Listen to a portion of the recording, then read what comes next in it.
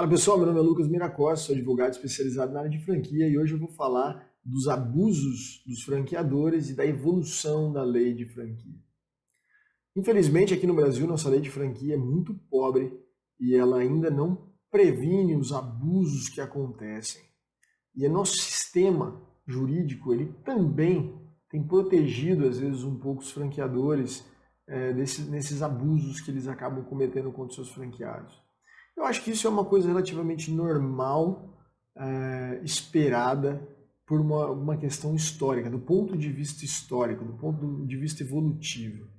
Eu, nessa manhã, estava lendo um livro de direito de franquia norte-americano e eu vou passar aqui um trechinho deles aqui, vou tentar... Peço perdão, aqui é um PDF, tá, gente? Aí acabaram que... Vou tampar essa parte da propaganda aqui. Então, eu já terminei a leitura, mas eu vou trazer aqui só um pedacinho aqui logo no comecinho, que ele fala justamente disso, os abusos. E o que eu queria mostrar para vocês era justamente isso aqui, ó. In the 1950s and 1960s, the early period of modern business format franchising, ele fala basicamente assim, ó, no início da formação desse modelo de negócio, 1950, 1960, esses abusos eles foram exacerbados. Mas olha só quando a gente está falando. A gente está falando de 1950 e 1960. Então a gente está falando que nos Estados Unidos esses abusos aconteceram muito no momento de proliferação desse modelo de franquia. E eles vieram sim a ser consertados, vários deles. Então assim, a gente teve algumas legislações, 1971, vou passando aqui algumas coisas, mas enfim, em 1971 eles começaram a melhorar. Lembrando que a justiça americana, o sistema judiciário americano é muito mais veloz do que o nosso, muito mais veloz do que o nosso, pela qualidade interpretativa, pela característica interpretativa que eles têm, pela maneira que funciona o sistema deles. Então eles acabaram muito rapidamente conseguindo resolver grande parte desses problemas.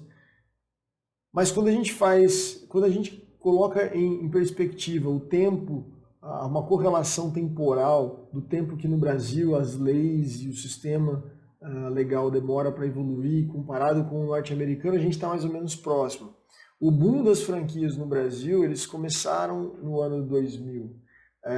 Apesar de que em 95, 96 já estava explodindo franquias aqui no Brasil, foi justamente mais ou menos final da década de 90 que muitos créditos começaram a aparecer e a gente teve aquela proliferação absurda de franquias. Então significa que hoje, 20 anos depois, né, quando a gente pensa que nos Estados Unidos em 10 anos a lei se atentou, o sistema judiciário se atentou àqueles abusos, é natural que hoje, 20 anos depois, a lei e o sistema judiciário comece também a se atentar aos abusos que acontecem aqui no Brasil. Então, a gente é mais devagar, sim, mas a gente está dentro, no nosso contexto histórico, comparativo com os Estados Unidos, a gente está dentro, histórico comparativo, né? Com relação aos Estados Unidos, a gente está dentro, sim, de uma timeline até razoável para que esses abusos comecem a ser impedidos. Mas, infelizmente, a gente não tem uma lei ainda, como existe nos Estados Unidos, que realmente nos proteja. Nos Estados Unidos você tem alguns aspectos de leis estaduais que realmente protegem os franqueados e a gente não tem isso aqui no Brasil. A lei federal nos Estados Unidos ela é um pouco mais generalizada, genérica, mas ela também traz alguns pontos muito importantes que a lei brasileira não tem, como, por exemplo, um deles é o que determina, o que caracteriza uma franquia de uma licença. Então eles deixam isso bem claro. Se você tem esses elementos, você é uma franquia. Se você não tem esses elementos, você deixa de ser uma franquia. Isso é uma coisa que nós realmente precisaríamos aqui no Brasil, porque nós temos muitas franquias que não são franquias.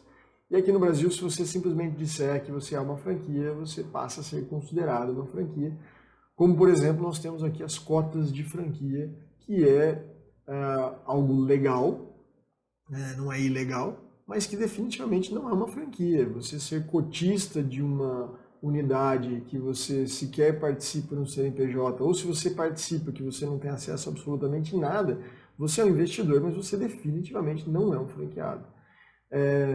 A característica de ser franqueado ela é muito diferente do que simplesmente você participar do contrato social. Particularmente, eu já gravei um vídeo sobre isso, mas eu vou falar de novo aqui, esse modelo aí de cotas de franquia, além de não ser uma franquia, é extremamente arriscado, eu não aconselho a ninguém a comprar isso como uma franquia. Mas, se você tem dinheiro, se você tem dinheiro guardado e acredita que seja um bom investimento, compre, sabendo, porém, que você é um simples investidor.